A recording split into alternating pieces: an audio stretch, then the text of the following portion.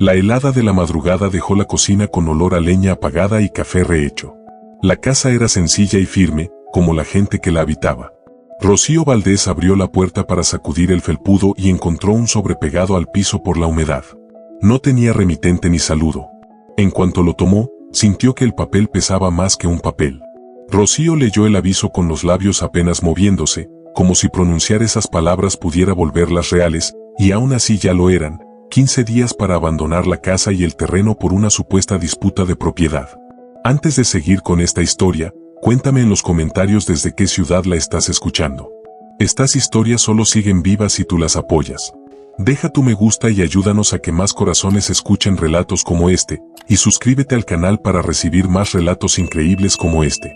No hubo llanto inmediato, porque hay mujeres que aprendieron a llorar hacia adentro para que el miedo no se les vea en la cara.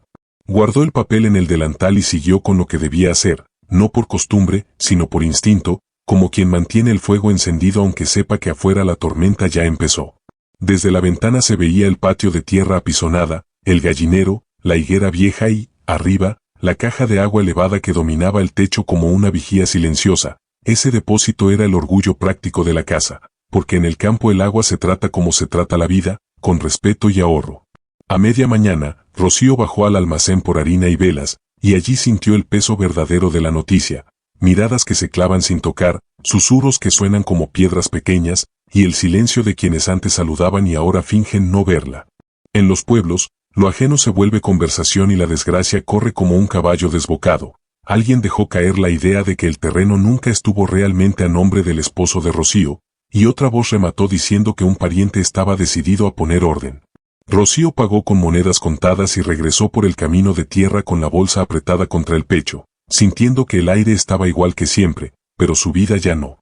Al llegar, se apoyó un segundo en el marco de la puerta, respiró despacio y miró el interior de la casa como si lo estuviera despidiendo, y esa sola idea le dejó un sabor amargo, porque en esas paredes no había lujo, pero había años de trabajo, había cumpleaños sencillos, había noches de fiebre de los niños, había silencio compartido.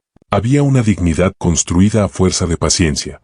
Rocío no pensó primero en ella, pensó en sus hijos, en el techo, en la escuela, en el invierno, en lo que se rompe cuando una familia pierde su lugar. Y aunque por fuera siguió caminando, por dentro empezó a buscar una salida, porque la gente humilde puede no tener muchas opciones, pero tiene algo que no se compra: la voluntad de mantenerse de pie cuando todo empuja hacia el suelo. El día siguió con una normalidad forzada, esa normalidad que uno se pone como un abrigo viejo para no mostrar el temblor. Bruno, el hijo mayor, volvió del corral con barro en las botas y la responsabilidad en la mirada. Tenía 14 años y ya cargaba tareas de hombre, no por orgullo, sino porque la vida lo empujó temprano. Milena, la menor, de 9, apareció con las trenzas desarmándose y una alegría que todavía resistía, porque los niños no entienden de papeles, entienden de gestos, y Rocío se cuidó de que su gesto no delatara el miedo. Preparó la comida, revisó cuadernos, acomodó ropa, barrió el piso, y en cada movimiento trató de ordenar también su cabeza. Su esposo, Amador, había muerto hacía meses, y la casa todavía tenía su ausencia apoyada en cada esquina. Su silla seguía allí, su taza seguía en la repisa, y la sombra de su trabajo seguía en todo lo que había construido.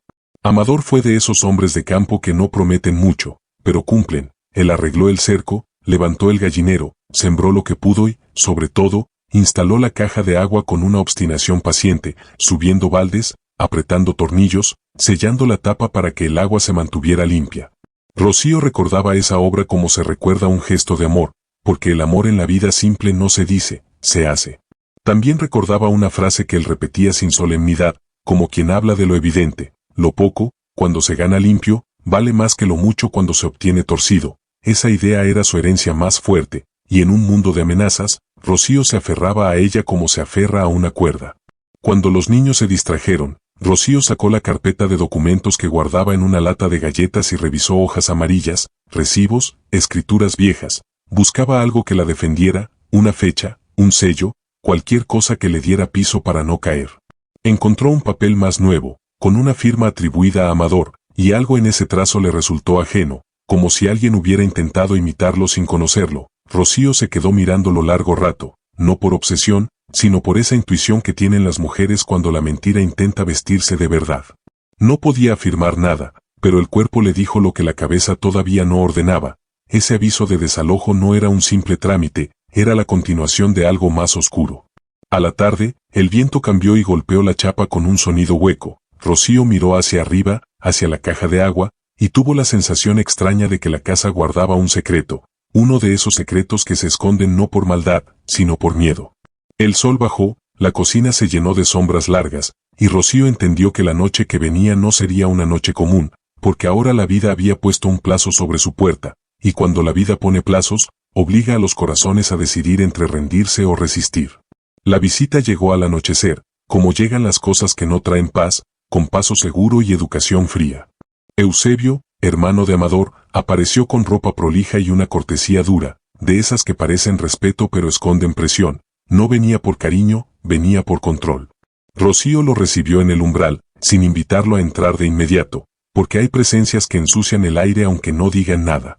Eusebio habló de papeles, de herencias, de orden, de lo conveniente. Sus palabras parecían razonables y se escuchaban sin historia, pero Rocío tenía historia, tenía años, tenía memoria, y sabía que la conveniencia de algunos suele ser la desgracia de otros.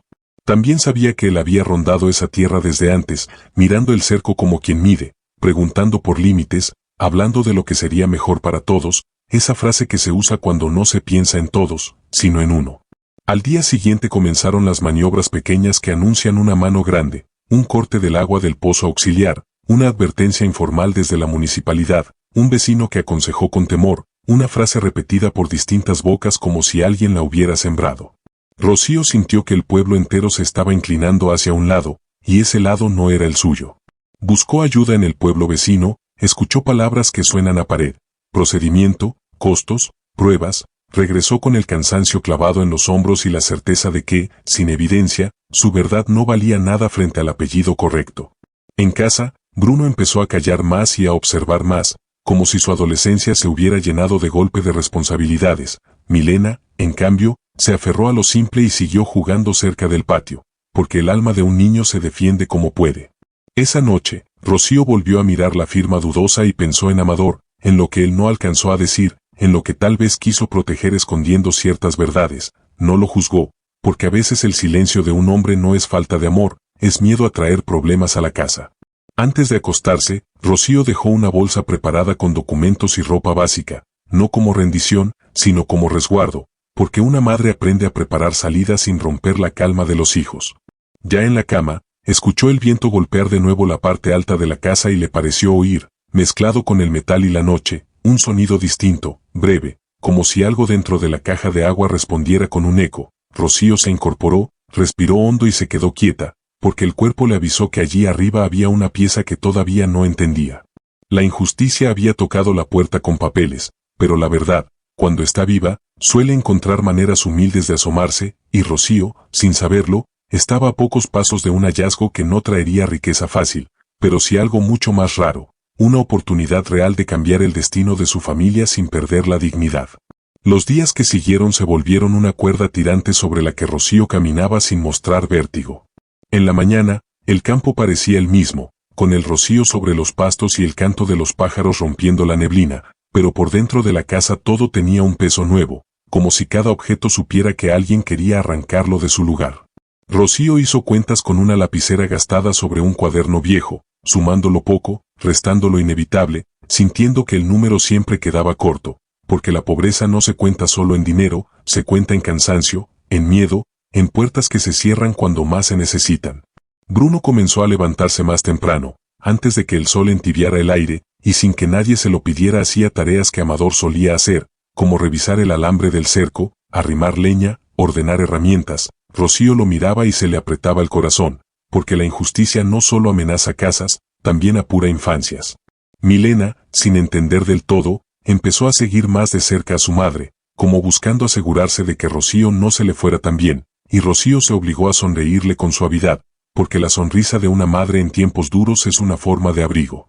En el pueblo, Eusebio movía hilos con paciencia, Rocío lo sintió en los detalles, una cuenta pendiente que apareció donde nunca la hubo, una visita de inspección para mirar el terreno con ojos ajenos, una recomendación disfrazada de amistad que repetía la misma idea, como si alguien hubiera enseñado las palabras. Rocío no se defendía con gritos, se defendía con presencia, siguió yendo a buscar pan, siguió saludando con respeto, siguió caminando erguida, porque entendía que la humillación se alimenta cuando uno baja la cabeza. Aún así, por la noche, cuando apagaba el fuego y el silencio llenaba la cocina, el miedo le volvía como un animal manso que espera detrás de la puerta, no atacaba de golpe, se quedaba allí, respirándole en la nuca. En una de esas noches, Rocío se sentó a revisar otra vez la carpeta de documentos y se detuvo en pequeñas contradicciones que antes no le habían importado. Fechas que no encajaban, nombres escritos con otra tinta, un sello que parecía más nuevo de lo que debía ser, y la firma de Amador repetida con una rigidez extraña. No podía probar nada, pero el cuerpo le repetía lo mismo. Alguien había tocado esa historia con manos ajenas. Rocío miró hacia el techo y la sombra alta de la caja de agua se recortó contra el cielo. Le pareció, por un instante, que esa caja era más que un depósito, era un lugar donde el tiempo había guardado algo, como si Amador hubiese querido dejarle un mensaje sin dejarle una carga. Rocío se persignó en silencio y decidió que, antes de rendirse, iba a mirar cada rincón con ojos nuevos, porque cuando una mujer del campo se pone en pie, no lo hace para discutir, lo hace para resistir con toda la vida encima. Rocío empezó a buscar ayuda donde la ayuda todavía existe, en la gente simple que no se compra con apellidos. Fue a ver al párroco en una tarde gris, no para pedir favores, sino para pedir orientación, porque en los pueblos la iglesia suele ser el único lugar donde la palabra todavía tiene algo de abrigo. Salió de allí con la recomendación de hablar con un escribano retirado que vivía en las afueras y que, decían, sabía leer papeles como quien lee el clima en el cielo. Rocío caminó hasta esa casa con el corazón en la garganta, llevando la carpeta envuelta en una tela limpia como si fuera un pan caliente. El hombre la recibió con la calma de los viejos que ya vieron de todo, revisó hojas una por una, miró sellos, comparó firmas y se quedó más tiempo del que Rocío esperaba sobre el documento reciente.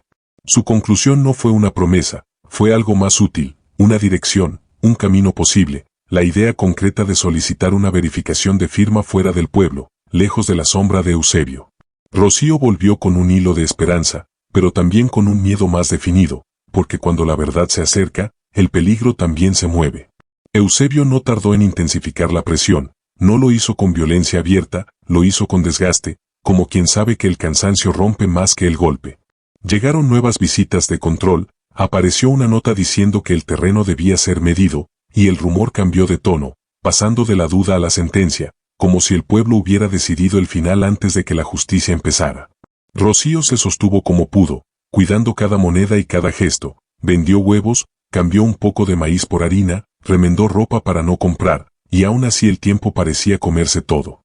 Una noche, mientras ordenaba el cuarto de Amador buscando una camisa para Bruno, encontró un cuaderno pequeño escondido detrás de una tabla suelta. No era un diario, era un cuaderno de anotaciones simples, de esos donde los hombres anotan medidas, gastos, arreglos, y entre esas páginas había una hoja doblada con una frase escrita con mano apurada, como si hubiera sido dejada allí para un día como este. Rocío la leyó con la respiración corta y sintió un golpe extraño, no de dolor, sino de reconocimiento, porque esa frase parecía una advertencia, hablaba de no confiar en la firma ajena y de buscar lo guardado arriba, sin explicar más. Rocío sostuvo el papel y miró hacia el techo, no entendió de inmediato, pero el corazón sí entendió que Amador había dejado algo protegido, algo que no había querido exponer mientras vivía. En ese instante, Rocío sintió que su soledad se achicaba un poco, como si Amador, desde su ausencia, todavía le tendiera una mano. No era una solución completa, era apenas una dirección, pero en tiempos de injusticia, una dirección puede ser el primer abrazo. Con el cuaderno de Amador guardado en el pecho como un secreto caliente, Rocío empezó a observar la casa con la atención de quien busca una costura oculta. Lo guardado arriba se volvió una frase que le resonaba en cada tarea, cuando barría el patio, cuando colgaba ropa, cuando encendía el fuego, cuando escuchaba el viento golpear la chapa. Bruno notó el cambio en la mirada de su madre y se volvió más atento, más silencioso. Milena, sin entender por qué, empezó a mirar también hacia el techo, como si la curiosidad fuera un instinto heredado. Rocío no quiso subir enseguida, no por miedo a la altura, sino por miedo a que el hallazgo fuera solo ilusión, porque el corazón, cuando está desesperado, a veces inventa señales. Aún así, la noche siguiente ocurrió algo que le quitó el derecho a fingir, un golpe seco arriba, como metal contra metal, seguido de un sonido breve y extraño, casi como un tintineo ahogado. Rocío se levantó, encendió una vela y caminó despacio hasta el patio, mirando la caja de agua en la oscuridad. El depósito se recortaba como una silueta inmóvil. Aún así, Rocío juró sentir que allí dentro había algo que no pertenecía al agua. Regresó a la cocina sin despertarlos, pero ya no pudo volver a dormir igual. Al amanecer, con el cielo apenas aclarando, Rocío revisó la escalera, tocó los peldaños como si comprobara la firmeza del mundo, y decidió que pronto tendría que subir, pero primero necesitaba hacer algo más, proteger a los niños del susto y protegerse ella de una reacción de Eusebio. Ese mismo día fue al pueblo vecino con la carpeta y el nombre del escribano retirado anotado en un papel. Consiguió una cita para iniciar el pedido de verificación de firma, y aunque el proceso era lento, por primera vez no la trataron como a una mujer que viene a mendigar, sino como a una mujer que trae hechos. Rocío volvió a casa con el sol cayendo, encontró a Bruno cortando leña y a Milena cuidando la olla como si esa tarea la hiciera importante. Se detuvo a mirarlos y sintió una ternura dolorosa, porque en medio del conflicto ellos seguían siendo hogar. Esa noche, Rocío guardó el cuaderno de Amador junto a los documentos y se arrodilló un momento cerca de la cama, no por costumbre, sino por necesidad. Pidió fuerza para no volverse amarga, claridad para no equivocarse, y paciencia para no romperse antes de tiempo. Cuando se levantó, la caja de agua volvió a estar en su pensamiento, y comprendió algo simple y profundo. Si Amador había dejado una señal, no lo hizo para asustarla, lo hizo para sostenerla. La injusticia aún estaba allí, con su plazo y su amenaza, pero Rocío ya no caminaba a ciegas, ahora tenía una pista, y cuando una madre encuentra una pista, el destino empieza a moverse, aunque todavía no se vea. La cuenta regresiva empezó a sentirse en cosas pequeñas, como cuando el pan se acaba antes de tiempo o cuando el ruido de una camioneta en el camino hace que el corazón se adelante a la mirada. Eusebio volvió a aparecer con una calma ensayada, como si su paciencia fuera un regalo y no una estrategia, y esta vez trajo consigo el peso de la formalidad, un papel más, una copia más, una frase repetida por terceros que buscaban convencer sin mancharse las manos. Rocío entendió que la presión no venía solo de él, venía de una red silenciosa que se alimenta de miedo y de costumbre, esa red que hace que el humilde se sienta culpable por defender lo suyo. La casa, mientras tanto, seguía viva en su sencillez, pero cada objeto parecía mirarla distinto, como si supiera que podía ser embalado y arrancado. El mantel gastado, la mesa marcada por años, la repisa con la taza de Amador, el rincón donde Bruno dejaba las herramientas, todo era testimonio de un esfuerzo que nadie veía cuando hablaba de papeles. Rocío sostuvo la serenidad por fuera, no por frialdad, sino porque sabía que el enojo es la excusa perfecta para que el abusivo se declare víctima. Fue al pueblo, preguntó sin levantar la voz, buscó el nombre de quien firmó el aviso, revisó registros públicos con paciencia, y aunque muchos le cerraron la puerta con cortesía, encontró algo importante. En la oficina donde guardaban copias antiguas, una empleada cansada dejó escapar una mirada de compasión, como si confirmara sin palabras que allí había algo turbio. Rocío volvió a casa con esa intuición más firme y con el cuaderno de Amador apretado contra el pecho. La frase "lo guardado arriba" ya no le sonaba a metáfora, le sonaba a ruta. A la tarde, el cielo se cargó de nubes y el viento golpeó la chapa con fuerza. Bruno aseguró una ventana y Rocío, mientras acomodaba un balde bajo una gotera vieja, vio de reojo la caja de agua y recordó las marcas en la tapa, el tornillo cambiado, el borde raspado. El miedo, esa vez, no la paralizó, la empujó.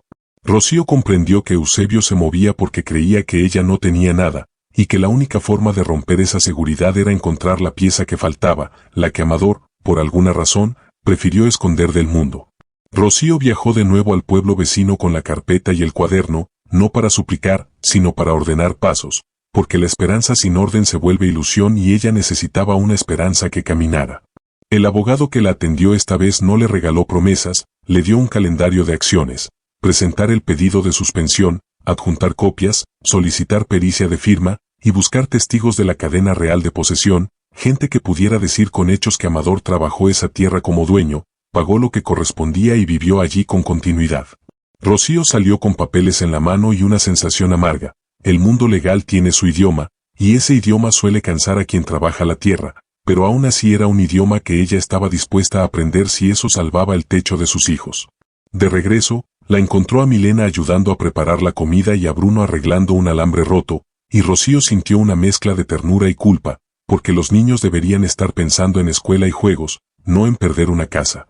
Esa noche, mientras el viento se calmaba, Rocío revisó la escalera otra vez, apretó un clavo flojo, limpió un peldaño, y dejó la herramienta preparada como quien deja una vela cerca de la cama por si la madrugada se vuelve oscura.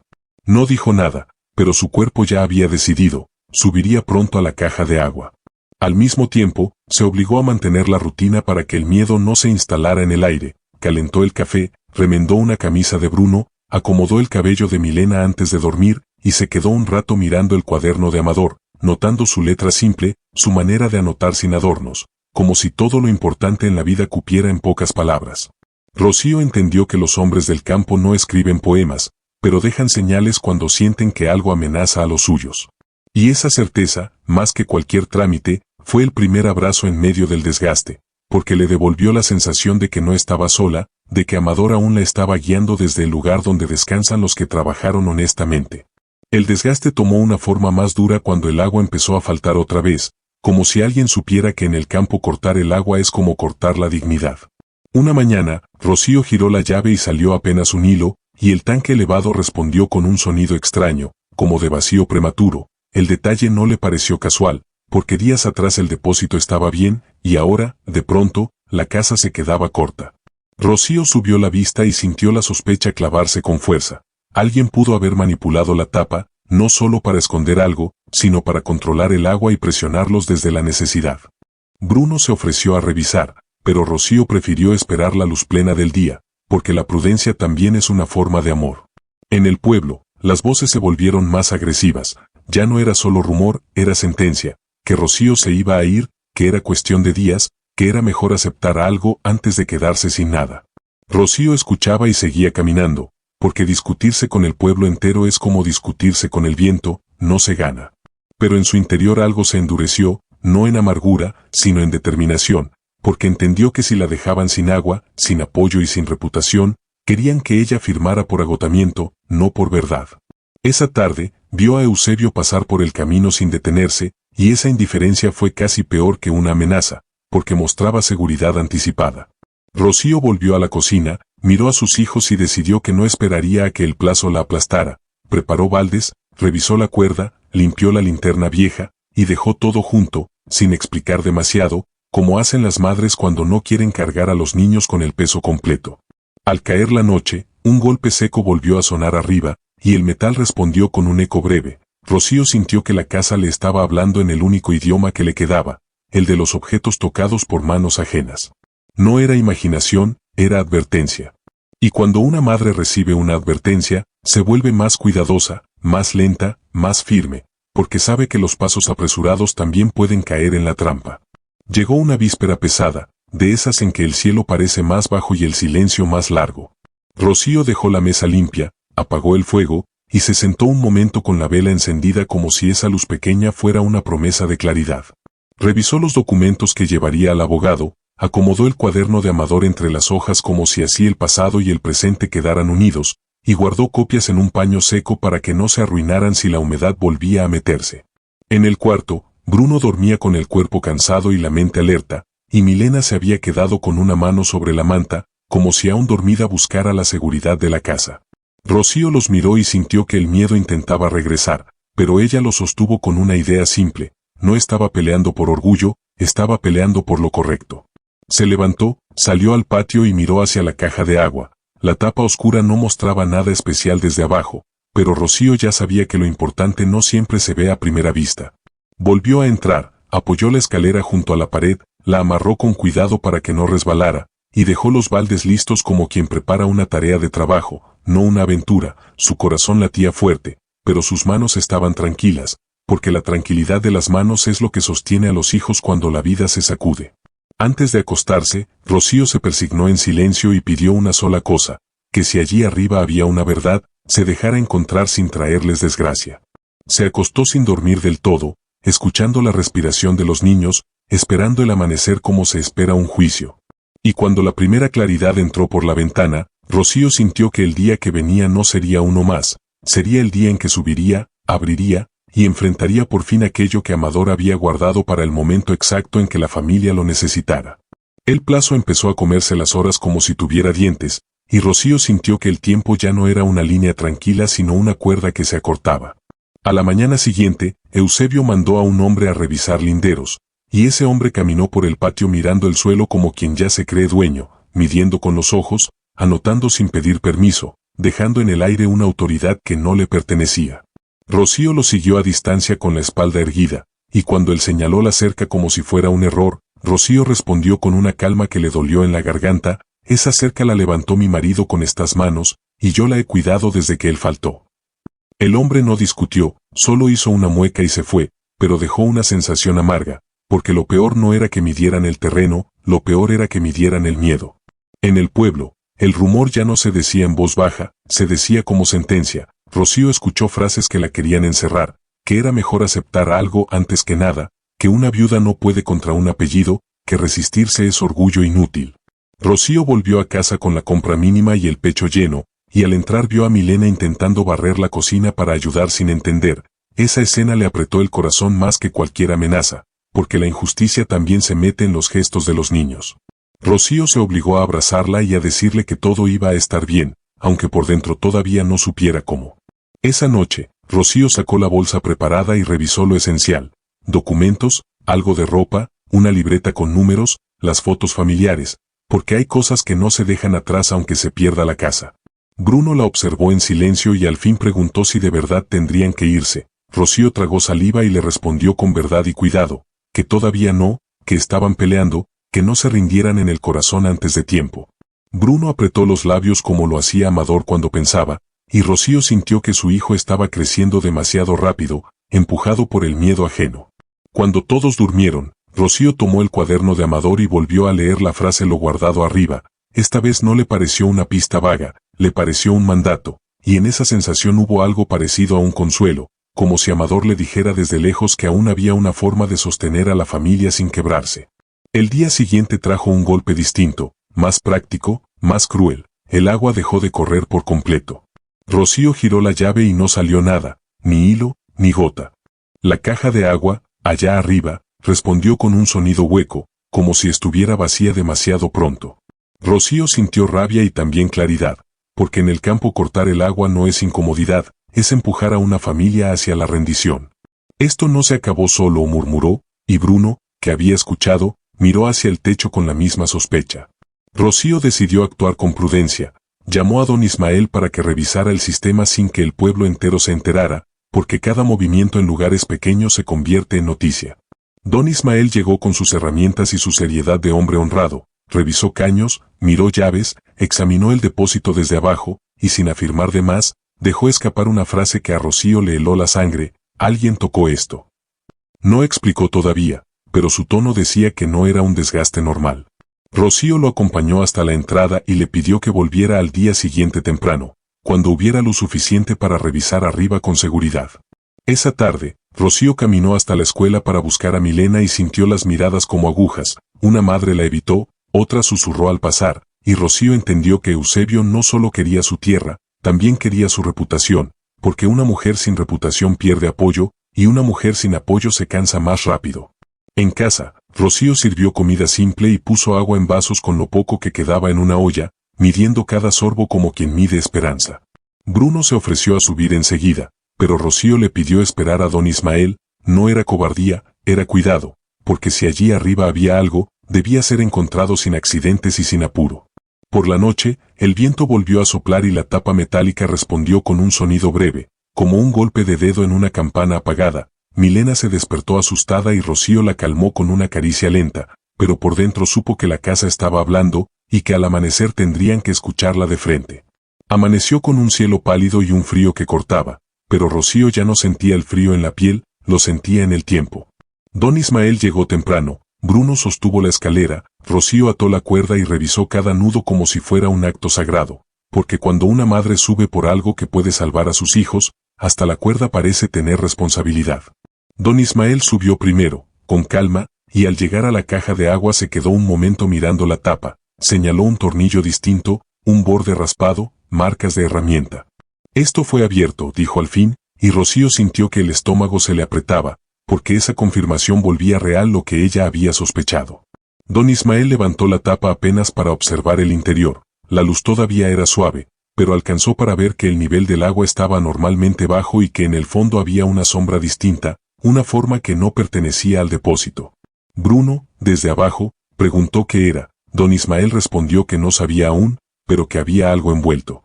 Rocío subió un par de peldaños, miró y vio un destello mínimo que apareció y desapareció cuando el agua se movió, como si algo reflejara la luz desde el fondo. El corazón le golpeó fuerte, porque la frase del cuaderno lo guardado arriba se encajó en ese instante como una llave en la cerradura. Rocío bajó despacio y organizó lo necesario: baldes para sacar agua sin desperdiciar, una linterna vieja para iluminar el fondo, una tela limpia para recibir lo que apareciera. Don Ismael le advirtió que lo hicieran con paciencia, porque lo que se esconde en el agua suele estar ahí por miedo, no por juego. Rocío miró a Bruno y le pidió que cuidara a Milena dentro de la casa hasta que supieran qué era. Bruno obedeció, pero sus ojos se quedaron prendidos al depósito como si allí se jugara algo más que agua. Rocío respiró hondo, se secó las manos en el delantal, y entendió que estaban a las puertas de un hallazgo que podía cambiar el destino o desatar una tormenta, y que, de cualquiera de las dos maneras, ya no había vuelta atrás. El sol subió despacio, como si también él tuviera miedo de mirar lo que estaba por pasar. Rocío puso a Milena dentro de la casa con una taza tibia entre las manos, pero la niña no se quedaba quieta, iba y venía hasta la puerta, asomándose con esa inquietud limpia que tienen los chicos cuando sienten que los adultos esconden algo importante. Don Ismael subió otra vez con cuidado y levantó apenas la tapa del depósito. El aire que salió tenía olor a metal húmedo y agua vieja. Bruno sostenía la escalera con ambas manos, serio, como si el cuerpo ya supiera que el día iba a dejarle una marca. Rocío acomodó los baldes y la linterna cerca, y cuando el agua del fondo se movió, el destello apareció de nuevo, pequeñito, insistente, como una estrella atrapada. Milena, desde la puerta, lo vio antes que nadie y soltó la frase que cortó el aire en dos. «Mamá, hay algo brillando en la caja de agua», dijo la niña, y aunque lo dijo con voz de juego, en esa casa sonó como anuncio. Rocío levantó la vista, sintió un golpe en el pecho y por un segundo recordó el papel escondido en el cuaderno de Amador, lo guardado arriba, y entendió que no era un capricho del destino, era una señal guardada con paciencia. Don Ismael miró hacia abajo y asintió con una seriedad distinta, como quien ya vio secretos escondidos por miedo. «No es reflejo del sol», dijo, y Rocío sintió que se le aflojaban las rodillas, no por debilidad, sino por presentimiento.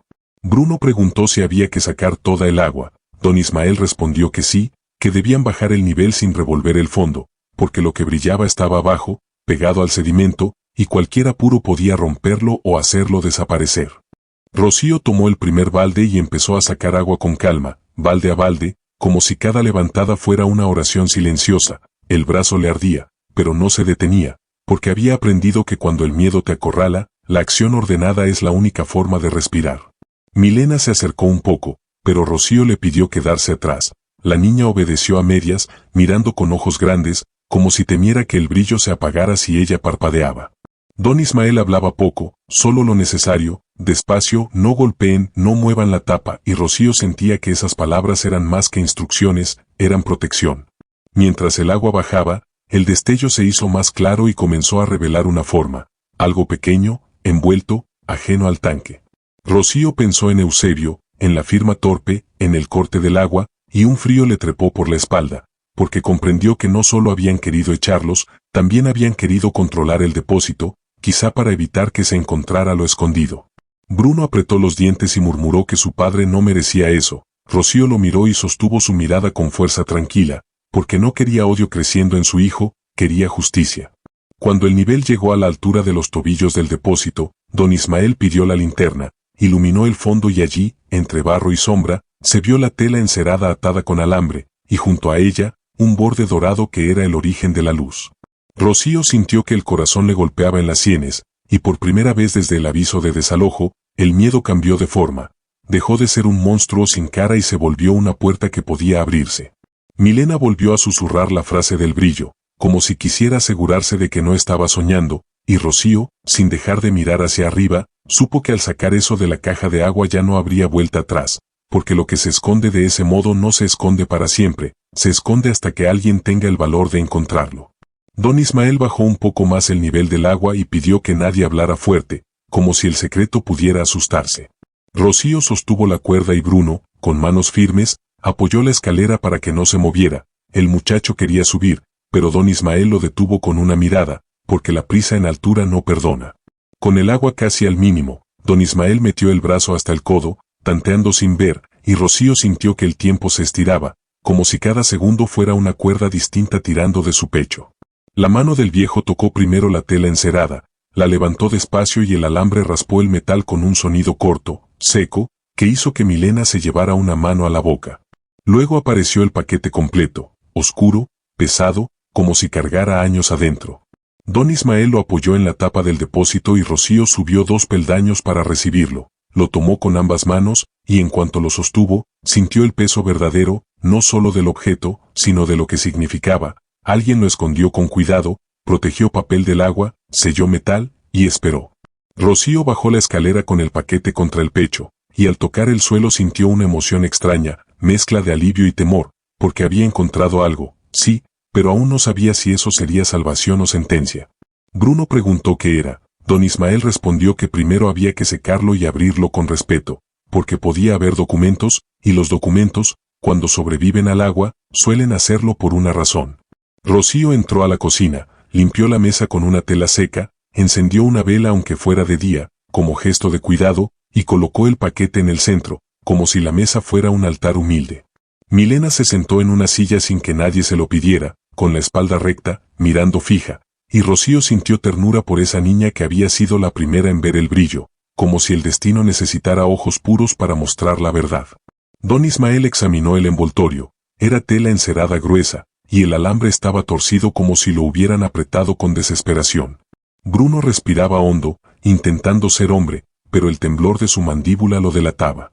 Rocío, antes de abrir, miró el retrato de Amador en la repisa y dijo en voz baja que si aquello era suyo, lo agradecería, y si era un peligro, lo enfrentaría igual, porque ya estaban en peligro desde el día en que el aviso llegó. Don Ismael cortó el alambre con una pinza, y el sonido del metal cediendo hizo que la cocina quedara en silencio absoluto. Retiró la tela y apareció un cilindro pequeño, oscuro, con un borde dorado gastado que aún brillaba cuando la vela lo tocaba. Rocío lo sostuvo y el borde reflejó una luz mínima, la misma que Milena vio, y en ese reflejo Rocío sintió que la vida estaba a punto de girar. Don Ismael giró la tapa del cilindro con paciencia, como quien abre algo sagrado, y al destaparlo, un olor a papel viejo escapó como un suspiro guardado.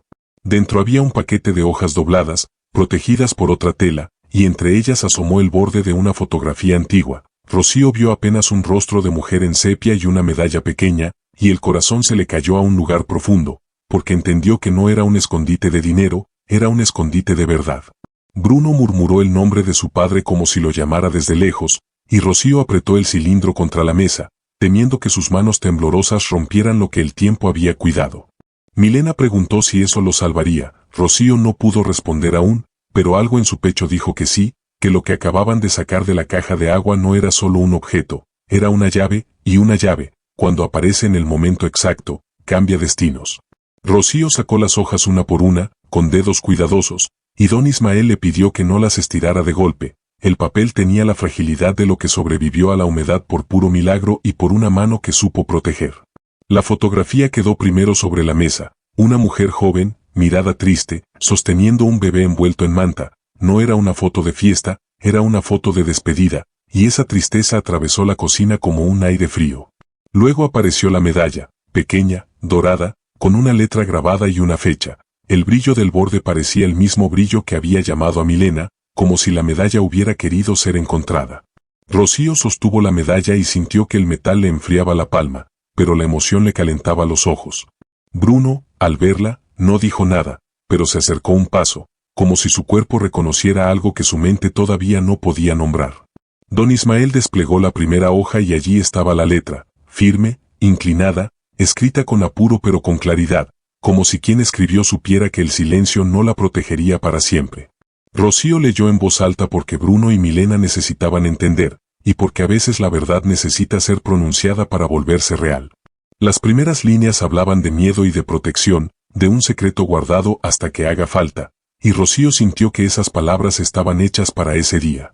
La carta explicaba que un niño fue arrebatado al nacer, que le cambiaron el nombre, que se lo entregaron a otra casa para ocultar un origen, y que la mujer que escribía vivió cerca, mirando de lejos, obligada a callar. Rocío sintió que la sangre se le iba a los pies, porque cada frase parecía empujar un recuerdo, gestos de Amador que ella nunca entendió, silencios que no eran frialdad sino peso, noches en que él miraba el horizonte como si buscara algo que no podía decir. Bruno preguntó si ese niño era Amador. Rocío no quiso responder antes de leer toda la carta, pero su garganta se cerró, porque el presentimiento se volvió casi certeza. Don Ismael señaló un segundo documento doblado dentro de la carta, una copia antigua con sello, un registro de nacimiento o una constancia de partera, con nombres que no coincidían con los que el pueblo siempre usó. Rocío sintió que el mundo se desacomodaba y se reacomodaba al mismo tiempo. Si Amador había sido ese niño, entonces la pelea de Eusebio no era solo por codicia, era por borrar una verdad que podía derrumbarlo. Milena miraba la foto con ojos grandes y preguntó por la mujer. Rocío respondió que no lo sabía aún, pero que esa mujer había sufrido en silencio, y que quizá la vida la estaba trayendo de vuelta a la familia por un camino extraño. Rocío siguió leyendo y encontró una línea que le apretó el pecho. La carta decía que si alguna vez intentaban sacar a la familia de la casa, debían buscarlo guardado en la caja de agua, porque allí estaban las pruebas de que la tierra no pertenecía a quien gritaba más, sino a quien la trabajó con dignidad. Bruno apretó los puños, y Rocío apoyó su mano sobre la de él para bajarle la ira, porque la ira podía romperlo por dentro. Don Ismael, sin emoción exagerada, afirmó que aquello era serio, que debían hacer copias y llevarlo fuera del pueblo, porque la sombra de los apellidos podía intentar tragarse los papeles. Rocío miró la medalla, miró la foto, miró la letra, y sintió que el hallazgo ya estaba cumpliendo la promesa del tema, porque al sacarlo, sus vidas habían cambiado. Ya no eran solo una viuda y dos niños amenazados, ahora eran una familia con una verdad capaz de enfrentar la mentira. Rocío desplegó la última hoja y el nombre de la mujer apareció completo al final, junto con una fecha y una firma temblorosa, una mujer llamada Nélida Araya, un nombre que Rocío había oído alguna vez como se oyen los nombres prohibidos, entre dientes, en conversaciones que se cortan cuando alguien entra. Don Ismael la miró con gravedad y dijo que en el pueblo todos sabían de Nélida pero nadie hablaba, porque el silencio también se hereda. Rocío sintió un nudo en la garganta. La carta explicaba que Nélida fue obligada a entregar al bebé bajo amenaza, que le prometieron que el niño estaría mejor con otra familia, y que para asegurar el engaño cambiaron el nombre y registraron documentos torcidos. La carta también hablaba de la tierra. Decía que la propiedad original se vinculaba al niño por línea directa y que ciertos papeles posteriores fueron firmados con engaño o falsificación para que la verdad quedara enterrada. Rocío recordó la firma dudosa en el documento reciente y comprendió, con una claridad que dolía, que Eusebio no estaba improvisando, estaba continuando un fraude viejo, el mismo fraude que obligó a una madre a callar, el mismo fraude que ahora intentaba echar a una viuda. Bruno leyó por encima de su hombro y su rostro cambió. Ya no era solo preocupación, era shock, porque su padre, al que él conoció como hombre simple y trabajador, cargó una historia más grande de lo que nunca contó. Milena, con la inocencia golpeando contra la realidad, preguntó si su papá sabía todo. Rocío respondió que quizás sí, quizás lo sospechó, quizás lo descubrió tarde, pero que lo importante ahora no era juzgarlo, sino entender por qué lo escondió para protegerlos, para que la verdad apareciera solo cuando fuera necesaria. Don Ismael pidió que guardaran todo de nuevo, pero esta vez en lugar seguro, y que hicieran copias apenas pudieran. Rocío asintió, pero antes de guardar, miró otra vez la medalla, la foto, la letra, y sintió que un peso invisible empezaba a levantarse de su pecho. No era felicidad, era algo más profundo, era la sensación de que la vida, por fin, les estaba devolviendo una herramienta para defenderse. Rocío decidió ir a ver a Nélida, porque la carta no era suficiente sin la voz viva de quien la escribió, y porque una verdad escrita necesita rostro para sostenerse ante quienes mienten con facilidad. Bruno quiso acompañarla, Rocío aceptó, pero le pidió calma, porque no iban a buscar pelea, iban a buscar confirmación y justicia. Esa noche, Rocío no durmió como las otras, no fue una noche de miedo sin salida, fue una noche de pensamientos ordenándose, como piezas de un rompecabezas que al fin encajan. Preparó un paquete con los documentos, envolvió la medalla en tela limpia, guardó la foto entre dos cartones para que no se doblara, y escondió el cilindro en un lugar seco, lejos de ojos ajenos. Milena se aferró a Rocío y dijo que el brillo le daba miedo y a la vez le gustaba. Rocío la besó en la frente y le dijo que a veces la luz asusta cuando uno estuvo mucho tiempo en sombra, pero que la luz también guía. Al amanecer, Rocío miró la casa y ya no la vio como un lugar a punto de perderse, la vio como un lugar que estaba a punto de defenderse con verdad.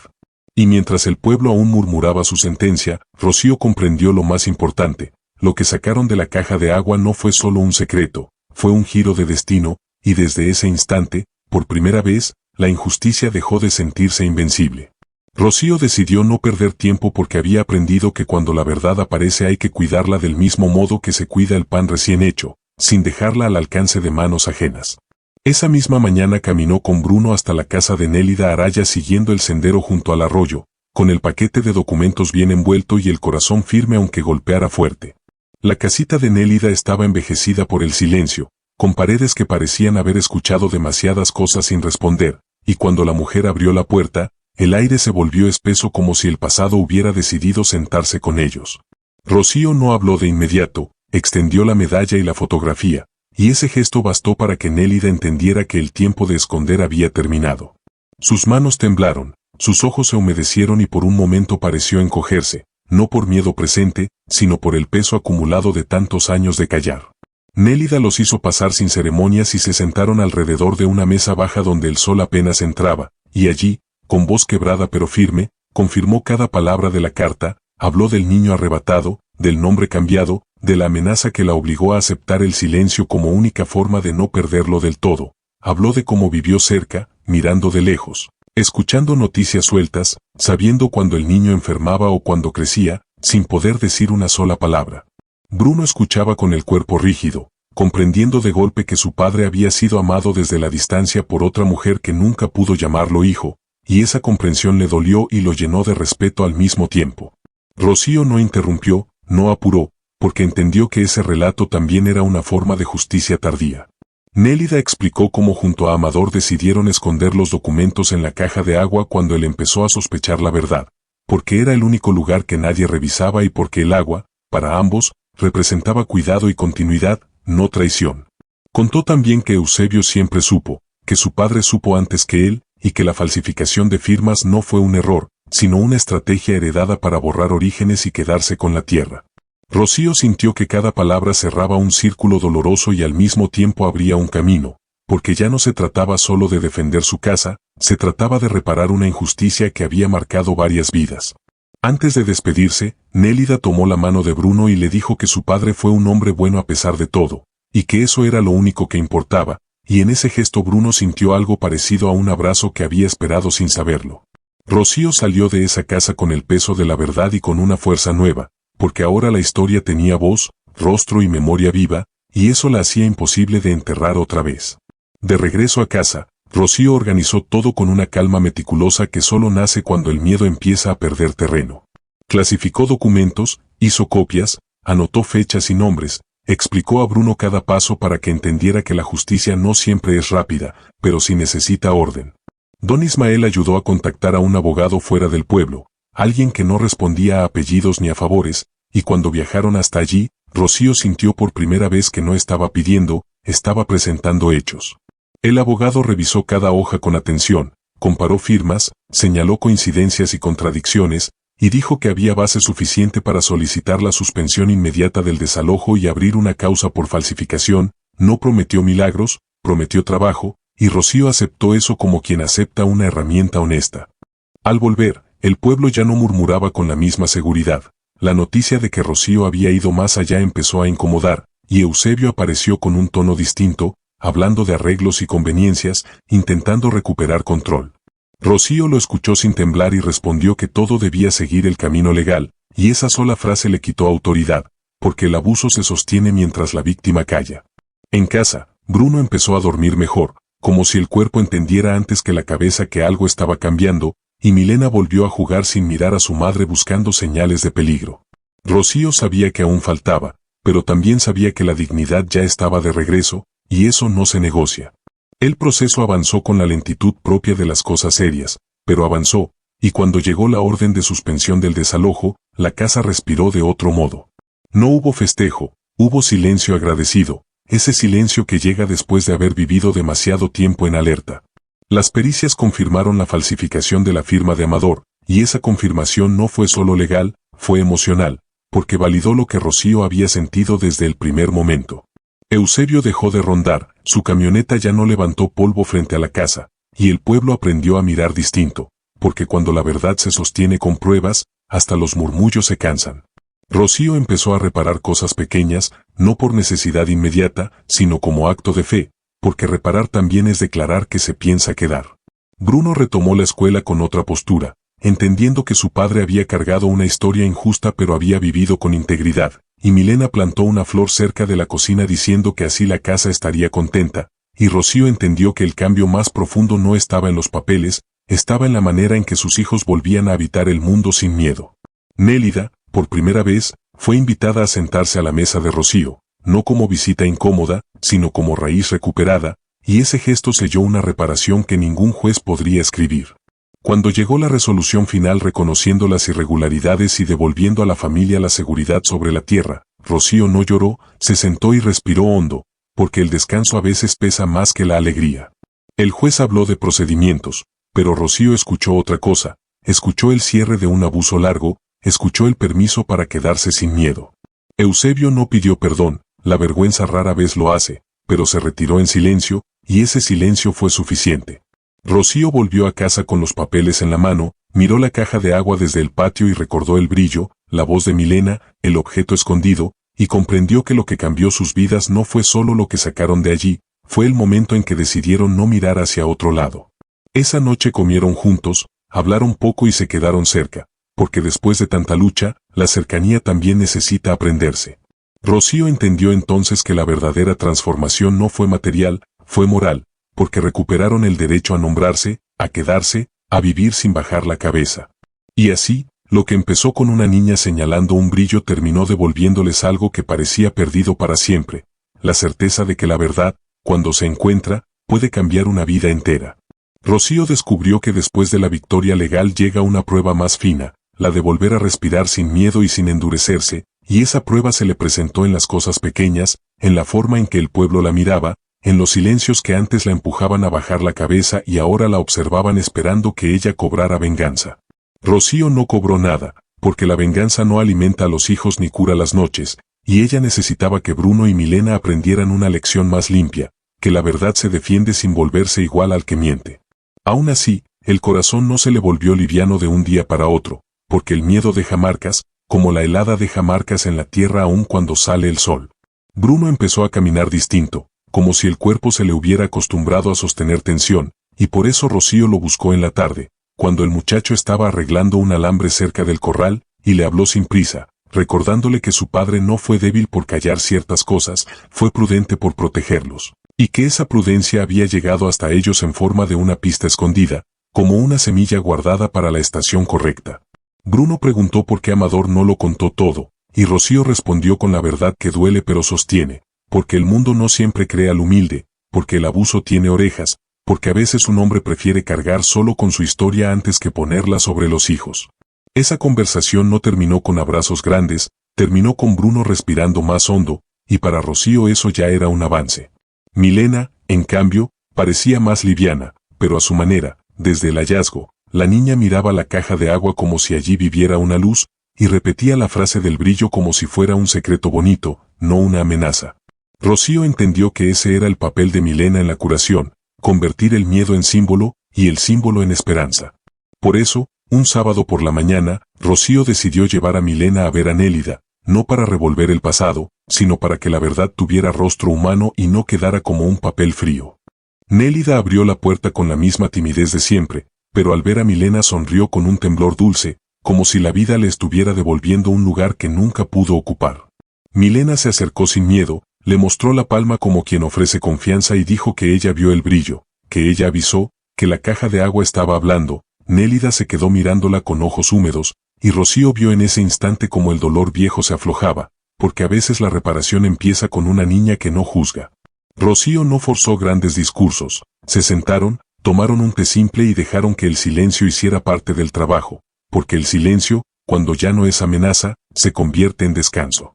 Nélida contó cosas pequeñas de Amador, no las grandes tragedias, sino detalles que lo hacían cercano, como le gustaba arreglar herramientas en el umbral, como cuidaba que el agua no se desperdiciara, como miraba la tierra con respeto. Milena escuchó con una atención que parecía mayor que su edad, y Bruno, que había acompañado sin entusiasmo, terminó quedándose cerca de la puerta, sin entrar del todo, como si necesitara acostumbrarse a la idea de tener una abuela que el pueblo le negó.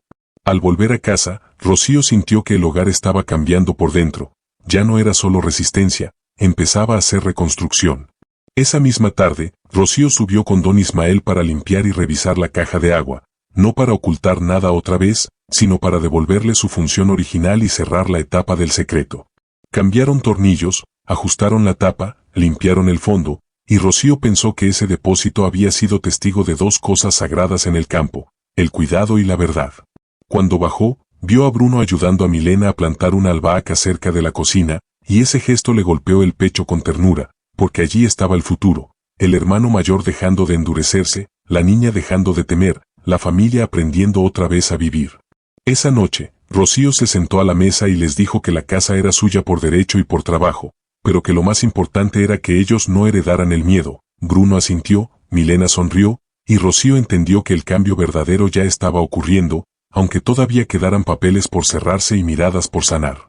El pueblo empezó a moverse como se mueve una tierra después de un temblor, con grietas nuevas y también con la posibilidad de acomodarse mejor. Algunos vecinos que antes repetían rumores ahora se acercaban con frases torpes, diciendo que no sabían, que escucharon mal, que fue lo que todos dijeron, y Rocío los escuchaba sin humillarlos, porque si ella devolvía vergüenza, el pueblo se encerraría otra vez en el silencio, y ella quería algo distinto para sus hijos. Quería que crecieran en un lugar donde la verdad no fuera castigada. Aún así, Rocío no se volvió ingenua, aprendió a recibir disculpas sin entregar el control de su paz. Bruno, a medida que entendía la historia de Amador, empezó a sentir un orgullo serio, no orgulloso de la pelea, sino orgulloso del carácter del padre, y un día pidió ir con don Ismael a revisar límites antiguos del terreno, no por desconfianza, sino por necesidad de conocer. Caminaron por la orilla del campo y don Ismael le mostró marcas viejas, piedras puestas por generaciones, un árbol que siempre se usó como referencia, y le contó que Amador nunca trabajó esa tierra como ladrón, la trabajó como hombre que siente pertenencia aunque el mundo le haya mentido sobre su origen.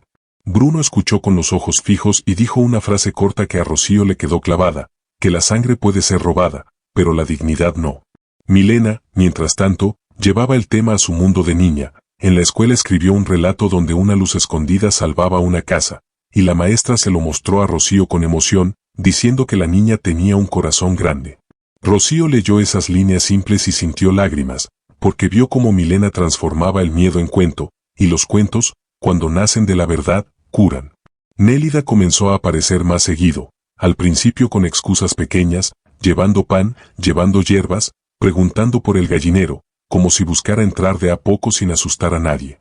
Rocío la recibía sin hacerla sentir visita, porque comprendió que Nélida no necesitaba caridad, necesitaba pertenencia. Bruno tardó más, pero un día, sin anunciarlo, le alcanzó una silla en la mesa y se quedó sentado mientras Nélida hablaba de cosas simples. Ese gesto valió más que un discurso, porque era el hijo aceptando el vínculo a su ritmo, sin violencia. La tensión con Eusebio no había terminado del todo, pero ya no tenía el mismo poder. El hombre evitaba el centro del pueblo, hablaba menos, y cuando alguien lo mencionaba, el tono era distinto, como si el miedo hubiera cambiado de dueño. El abogado informó que el proceso entraba en fase final, que la restitución plena era probable, pero que debían seguir atentos, porque las mentiras, cuando se ven acorraladas, intentan ensuciar de última hora. Rocío organizó su casa como se organiza un refugio, copias en distintos lugares, números anotados, testigos listos para declarar si fuera necesario. Pero también organizó algo más importante, la vida emocional de sus hijos. Empezó a hablar con Bruno por las noches, no de Eusebio, sino del futuro, preguntándole qué quería ser, qué le daba curiosidad, qué sueño escondía detrás de tanta responsabilidad. El muchacho confesó que quería aprender un oficio fuera del campo sin abandonar la tierra, y Rocío le respondió que la justicia que estaban ganando no era para encerrarse, era para abrir posibilidades. Con Milena, Rocío hizo algo distinto, convirtió la caja de agua en símbolo de cuidado, le enseñó a limpiar un balde, a no desperdiciar, a mirar el agua como un regalo, y le dijo que el brillo no fue magia, fue una verdad esperando ojos buenos. Milena repitió que ella la vio primero y Rocío no le quitó esa alegría, porque los niños también necesitan sentirse parte del milagro humano. El campo seguía allí, con amaneceres fríos y tardes doradas, pero Rocío empezó a mirar el horizonte sin calcular días de desalojo, y ese simple cambio era la señal de que la vida, por fin, estaba volviendo a su lugar. La audiencia definitiva llegó con un cielo gris, como si el clima también quisiera mantenerse sobrio. Rocío se vistió con su ropa más simple y más limpia, no para aparentar, sino para honrar el esfuerzo de Amador y el futuro de sus hijos. Bruno la acompañó con el rostro serio, y Milena, aunque no entró a la sala, se quedó con Nélida y don Ismael cerca, porque la niña necesitaba sentir que la familia estaba completa en ese momento. Dentro, el lenguaje legal sonaba frío, pero Rocío ya no le temía. Había aprendido que incluso la frialdad puede servir a la verdad cuando se usa con justicia. El abogado presentó documentos, señaló fechas, mostró la pericia de firma, explicó la cadena de irregularidades y el motivo por el cual el aviso de desalojo había sido una extensión de un fraude más antiguo. Rocío escuchaba y, por momentos, le parecía oír la voz de Amador en el silencio, no como fantasía, sino como memoria viva, porque todo lo que ella defendía tenía el olor y el peso del trabajo de él. Cuando el juez mencionó la falsificación confirmada, Rocío sintió que el pecho se le aflojaba como un nudo que por fin cede. Eusebio estaba allí, más rígido, más pequeño, con la mirada evitando a Rocío, porque la mentira, cuando se expone, pierde la postura. Hubo un momento en que el juez pidió claridad sobre el origen de los documentos hallados, y Rocío contó la verdad sin adornos: la caja de agua, el corte de suministro, el brillo, la mano del plomero, el cilindro y la carta, y al decirlo, Rocío notó algo. Lo que parecía una anécdota de campo se transformaba en pieza central de justicia. El juez escuchó con atención, no con burla, y Rocío supo que ese respeto era parte del cambio. Tras deliberación, el fallo reconoció la nulidad de los actos fraudulentos, ratificó la suspensión definitiva del desalojo y ordenó medidas por falsificación y daño, dejando constancia de la cadena de abuso. Rocío no saltó, no lloró en público, se quedó quieta, respiró hondo, y en ese gesto contenía años de miedo. Al salir, Bruno la abrazó fuerte y dijo que se quedaban, y Rocío sintió que su hijo, por primera vez en mucho tiempo, podía ser adolescente sin llevar el mundo en los hombros. Milena corrió hacia ellos al verlos y preguntó si ganaron, y Rocío le dijo que sí, que ganaron la verdad, y Milena sonrió como si la palabra verdad fuera un juguete nuevo. Nélida se acercó despacio, sin invadir, y Rocío la miró con gratitud. Esa mujer había vivido décadas sin lugar y ahora estaba allí, testigo del final de un capítulo que la había quebrado. De regreso al pueblo, las calles parecían las mismas, pero Rocío sentía que caminaba con otro aire. No era orgullo, era alivio. En casa, miró la caja de agua desde el patio y recordó la frase de Milena. Comprendió que esa frase ya no era miedo, era señal de destino. Esa noche, encendieron el fuego, comieron simple, y por primera vez en meses, el silencio en la cocina no fue amenaza, fue descanso compartido. En los días posteriores, Rocío aprendió que la paz también necesita aprendizaje, porque después de vivir en alerta, el cuerpo tarda en creer que ya puede bajar la guardia. Aún así, la vida empezó a acomodarse con esa paciencia del campo que todo lo cura de a poco. Rocío volvió a trabajar la tierra sin sentir que cada surco podía ser el último. Bruno retomó la escuela y comenzó a hablar de un curso de mecánica agrícola en el pueblo vecino, soñando con ayudar a modernizar herramientas sin perder la esencia del trabajo honrado. Milena siguió escribiendo relatos, pero ahora sus historias terminaban con casas que se quedaban en pie y familias que se abrazaban sin vergüenza. Rocío miraba a sus hijos y veía el cambio real. No era solo que conservaron la casa, era que recuperaron la confianza en el mundo. Nélida se integró con más naturalidad, primero ayudando en la cocina, luego quedándose a dormir cuando el frío apretaba, y finalmente ocupando un lugar que siempre debió ser suyo, el de abuela presente. Al principio, Nélida pedía permiso para todo, como si temiera que la echaran, y Rocío la corrigió con suavidad, diciéndole que en esa casa no se mendiga cariño, se comparte. Bruno tardó más en abrirse, pero un atardecer se sentó junto a Nélida en el patio mientras ella desgranaba maíz, y le preguntó cómo era su padre cuando era niño. Nélida respondió con detalles sencillos, no para herir, sino para regalarle una imagen completa, y Bruno escuchó con ojos húmedos sin apartar la mirada. Milena se coló entre ambos y dijo que su papá estaría contento de verlos juntos, y nadie la contradijo, porque a veces los niños dicen lo que los adultos no se animan. Rocío hizo una cosa importante, fue al pueblo a pagar y regularizar todo lo que correspondía, no por miedo, sino por orgullo limpio. Quería que nadie volviera a discutir la legitimidad de su hogar. Don Ismael, siempre discreto, ayudó a reparar definitivamente el sistema de agua y dejó la tapa del depósito como nueva, fuerte, segura, y Rocío lo agradeció como se agradece un acto de protección. Un domingo, Rocío reunió a la familia y, sin solemnidad, mostró la medalla y la fotografía, dijo que esas cosas ya no necesitaban esconderse, que ahora eran memoria, y que la memoria, cuando se acepta, deja de doler como herida abierta y empieza a doler como cicatriz, esa cicatriz que recuerda pero no sangra. Luego guardó todo en un lugar seco y digno, no para olvidarlo, sino para que algún día Milena y Bruno pudieran contar la historia sin vergüenza. Rocío miró la caja de agua una última vez con ojos distintos. Ya no era el sitio del secreto, era el sitio del cuidado, el mismo cuidado que Amador le enseñó sin discursos. Y entendió el sentido completo del tema que los atravesó. La niña vio un brillo donde nadie miraba, avisó con inocencia, y al sacarlo escondido, no solo salvaron una casa, salvaron una verdad y reconstruyeron una familia que el abuso intentó romper. Desde entonces, cada vez que el sol golpeaba la tapa del depósito y dejaba un reflejo pequeño, Rocío sonreía por dentro, no por el pasado doloroso, sino por la certeza de que la luz, cuando es verdadera, siempre encuentra una rendija para entrar y cambiar la vida para siempre. Después de que la justicia habló en papeles y sellos, Rocío comprendió que lo más difícil no era haber resistido, sino aprender a vivir sin el peso constante del miedo. Los primeros días siguió despertando antes de que amaneciera, con el corazón alerta, como si todavía esperara escuchar pasos ajenos en el patio o un golpe seco en la puerta. No era desconfianza, era costumbre, porque cuando una madre pasa demasiado tiempo defendiendo a sus hijos, el cuerpo no entiende de resoluciones ni de firmas, entiende de amenazas repetidas.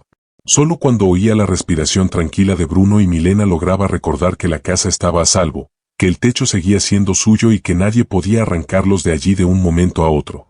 La casa no había cambiado, seguía siendo la misma construcción sencilla de siempre, con paredes marcadas por los años y un piso que crujía con el frío, pero el aire era distinto, menos tenso, más liviano, como si por fin se pudiera caminar sin pedir permiso. Bruno empezó a ayudar de otra manera, ya no con la urgencia de quien cree que todo puede acabarse mañana, sino con la calma responsable de quien entiende que el esfuerzo ahora tenía continuidad y futuro. Rocío lo observaba en silencio y sentía una mezcla de alivio y tristeza. Alivio porque su hijo podía bajar los hombros, tristeza porque había tenido que crecer demasiado rápido para llegar hasta allí. Milena, en cambio, hablaba del brillo como de algo bonito que había ocurrido, repetía que la caja de agua los cuidó y que la luz apareció porque alguien tenía que verla, y Rocío entendió que su hija había cerrado la herida sin saberlo, porque los niños, cuando la verdad llega, no se quedan atrapados en el dolor, lo transforman. Nélida comenzó a quedarse más tiempo en la casa, primero llevando pan, luego quedándose a almorzar, hasta que una noche el frío fue tan fuerte que se quedó a dormir sin que nadie lo cuestionara. Rocío la escuchó moverse despacio por la cocina, como si temiera romper algo invisible, y ese sonido le apretó el pecho, porque comprendió que Nélida todavía caminaba como quien pide permiso para existir, y eso dolía más que cualquier palabra dura del pasado. Al día siguiente, Rocío decidió hacer algo que había postergado por miedo a remover emociones, llevar a sus hijos al cementerio para visitar a Amador. No fue un acto de tristeza, fue un acto de cierre. Llevó flores simples, llevó la medalla envuelta en un paño limpio y llevó la certeza de que ya no había secretos. Frente a la tumba, habló con voz serena, sin reclamos, contando que la verdad había salido, que los hijos estaban creciendo, que la casa seguía en pie. Bruno apoyó la mano en la piedra y cerró los ojos durante un largo instante, como si por fin pudiera despedirse sin preguntas pendientes, y Milena dejó la flor diciendo que el brillo ayudó a todos, y Rocío no corrigió esa frase, porque en ella había una verdad más grande que cualquier explicación adulta. Al regresar, Rocío notó que el pueblo seguía observando, pero ya no con hambre ni con juicio, sino con distancia, y aceptó eso como parte del proceso, porque no todos saben mirar a quien se mantuvo firme sin romperse. Esa tarde, Rocío ordenó la casa con calma, dobló ropa, limpió armarios, acomodó papeles, y cada gesto fue una afirmación silenciosa de que estaban allí por derecho y por dignidad, no por concesión de nadie. La caja de agua, ahora limpia y firme, ya no parecía un escondite ni un símbolo de miedo, parecía simplemente lo que siempre debió ser, un guardián humilde de la vida diaria. Al anochecer, Rocío se sentó a la mesa con Bruno y Milena y habló sin dramatismo, diciendo que esa historia existía para enseñar y no para encadenar, que no heredaran el miedo ni el silencio, que heredaran la valentía tranquila de quien sabe esperar el momento justo. Bruno escuchó con atención seria y Milena asintió con naturalidad, y en ese instante Rocío comprendió que la verdadera justicia no había llegado solo con documentos, había llegado cuando pudo mirar a sus hijos y saber que el dolor no sería lo único que ellos recordarían. Con el correr de las semanas, Rocío empezó a entender que la paz no cae del cielo como un premio, sino que se construye igual que se construye una casa, con hábitos, con cuidado y con paciencia.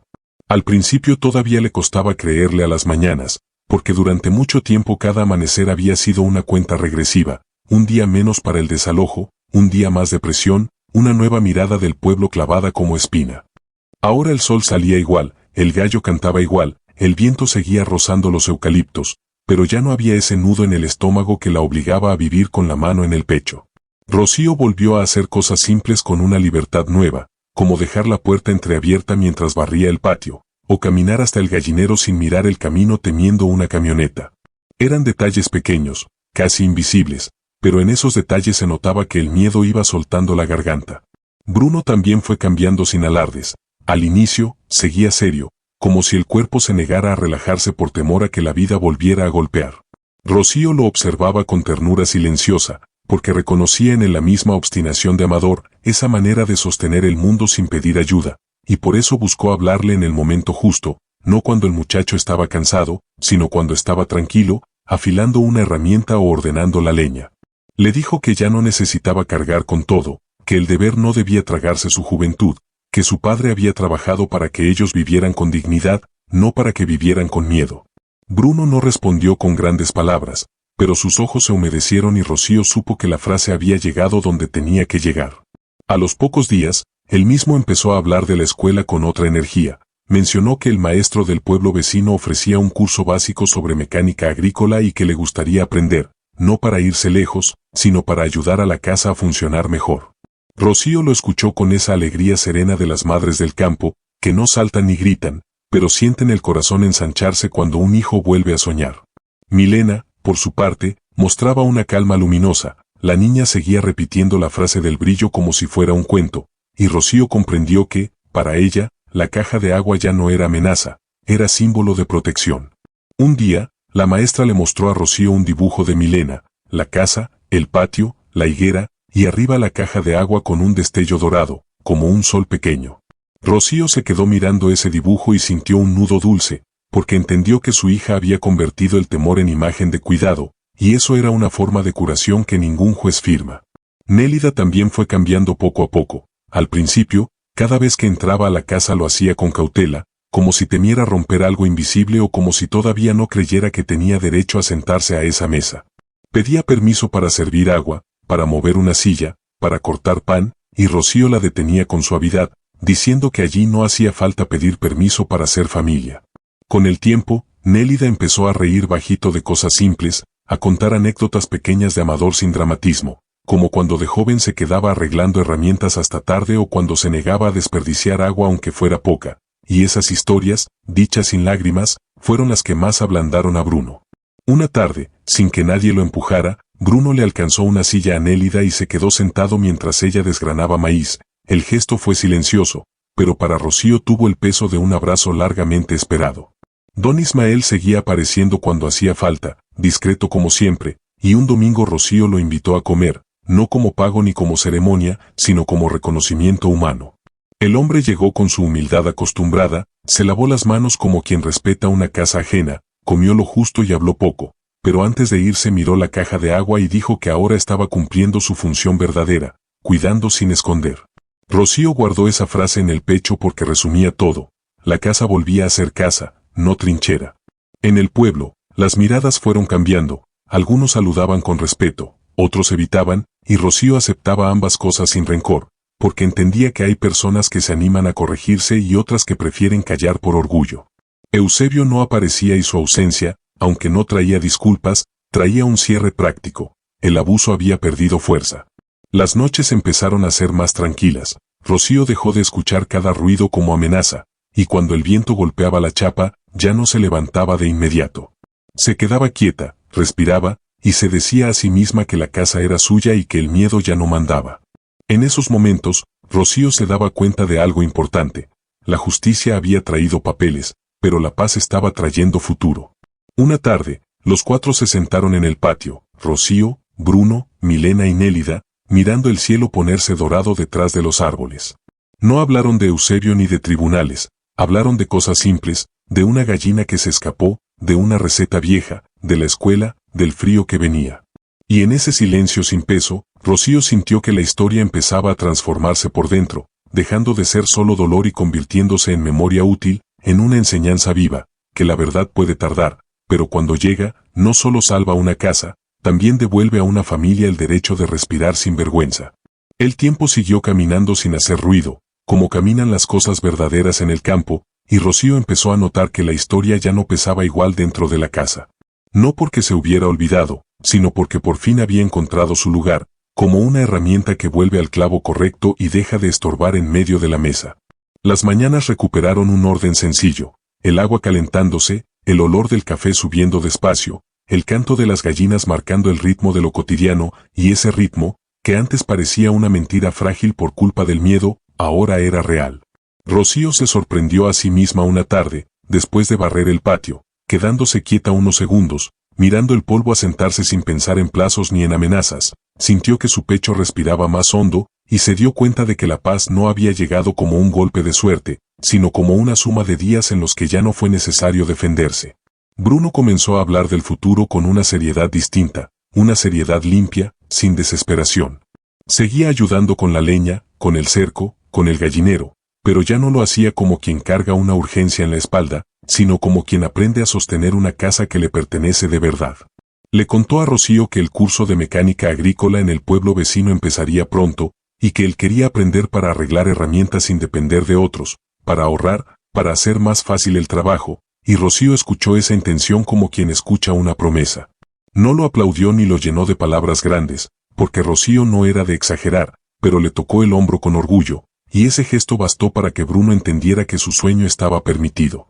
Milena, en cambio, seguía creciendo con esa forma de los que tienen los niños cuando la casa se siente segura. Ya no miraba a su madre buscando señales de peligro, ya no se quedaba en silencio cuando los adultos callaban, ahora preguntaba por cosas simples, por recetas, por historias, por el nombre de las plantas del patio, y Rocío comprendió que la niña había hecho lo que los niños hacen cuando el dolor se ordena, transformarlo en relato, y el relato en enseñanza.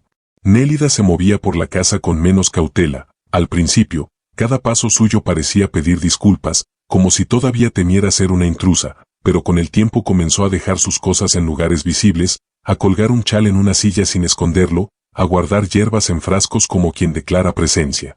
Rocío veía esos detalles y sentía que el verdadero arreglo de la vida no estaba solo en los documentos, sino en el modo en que una mujer vieja, expulsada por décadas, empezaba a habitar un hogar sin encogerse. Una mañana, Nélida se levantó temprano y encendió el fuego antes que Rocío, preparó agua caliente y dejó el mate listo, y Rocío se quedó mirándola con una emoción callada, porque entendió que esa mujer ya no estaba visitando, estaba perteneciendo. En el pueblo, la historia fue perdiendo fuerza de chisme y convirtiéndose en memoria discreta. Algunos vecinos saludaban con respeto, otros aún evitaban, y Rocío aceptaba ambas cosas sin rencor ni necesidad de convencer a nadie. Había comprendido que la dignidad no pide aplausos, solo exige un lugar limpio para pararse. Don Ismael aparecía de vez en cuando, siempre con esa discreción de hombre bueno que no busca protagonismo. Un día se detuvo en el patio mientras Bruno revisaba la caja de agua, y observó cómo el muchacho ajustaba la tapa, limpiaba el borde, cuidaba que no entrara polvo. Don Ismael dijo que así debía ser, que el agua se cuida todos los días aunque nadie mire, y Rocío sintió que esas palabras abrazaban la memoria de Amador, porque Amador decía lo mismo sin pronunciarlo tan claro, lo decía con las manos. Esa tarde, cuando el sol ya estaba bajando, Rocío decidió hacer algo que venía postergando, no por miedo, sino por respeto. Puso sobre la mesa la medalla, la fotografía y el cilindro, ya no como pruebas de un juicio, sino como piezas de una historia familiar que no debía volver al escondite. Bruno y Milena se sentaron, Nélida se quedó cerca sin atreverse a ocupar el centro, y Rocío habló con tono sereno, como quien conversa al pie del fogón. Dijo que esos objetos no eran un tesoro de dinero, eran un tesoro de verdad, y que la verdad, aunque duela, es lo único que impide que una injusticia se repita en la próxima generación. Bruno tomó la medalla con cuidado, sintió el frío del metal y miró la fecha grabada, y en sus ojos pasó algo parecido a la comprensión completa. Su padre había vivido con una historia incompleta, pero había elegido ser un hombre íntegro, y esa elección ahora se volvía herencia. Milena miró la fotografía con la curiosidad tranquila de quien no juzga, preguntó quién era la mujer del retrato, y Rocío dijo su nombre con respeto. explicándole que esa mujer amó desde lejos y esperó el momento en que la verdad pudiera sostenerse sin destruirlos.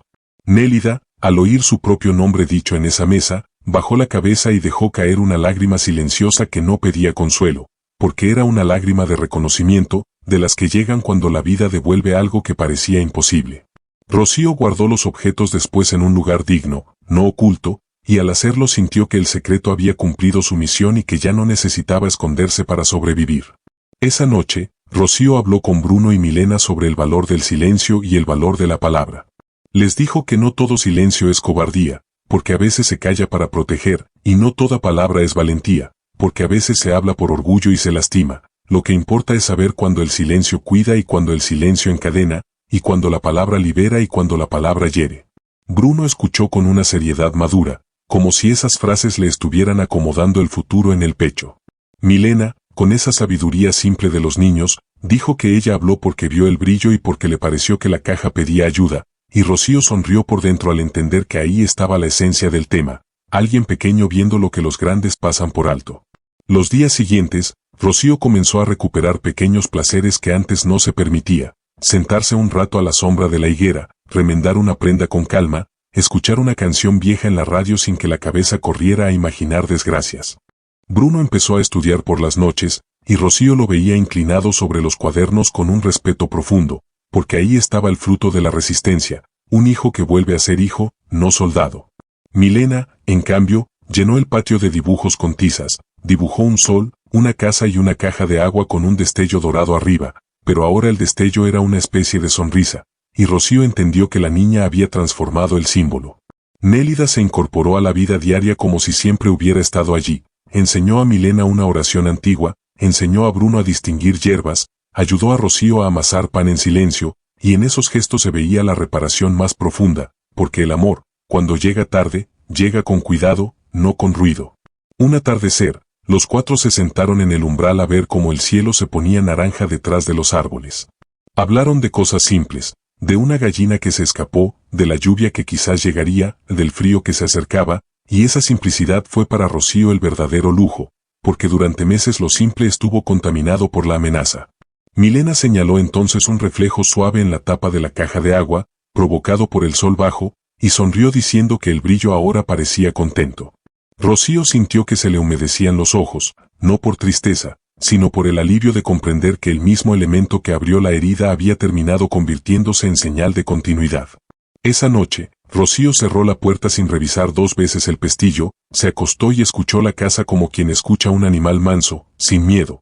Pensó en Amador, en el cuaderno escondido, en la valentía silenciosa de Nélida, en la firmeza de Bruno, en la intuición de Milena, y entendió que la historia estaba lista para ser recordada como debía, no como un relato de sufrimiento sin salida, sino como una prueba de que la dignidad puede resistir, esperar y, al final, devolver a una familia el derecho de vivir sin bajar la cabeza.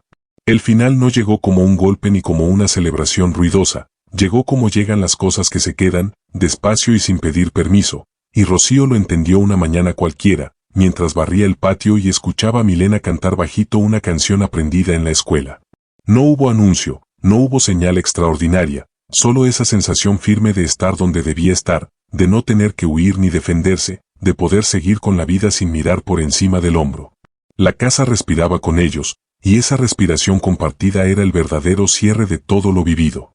Bruno salió temprano para ir a clases del curso que tanto había esperado, con los cuadernos bajo el brazo y una seriedad nueva en el rostro, una seriedad limpia, no cargada de miedo, y Rocío lo miró alejarse con una mezcla de orgullo y gratitud, porque supo que ese paso hacia adelante era la prueba más clara de que la historia no había terminado en herida, sino en aprendizaje.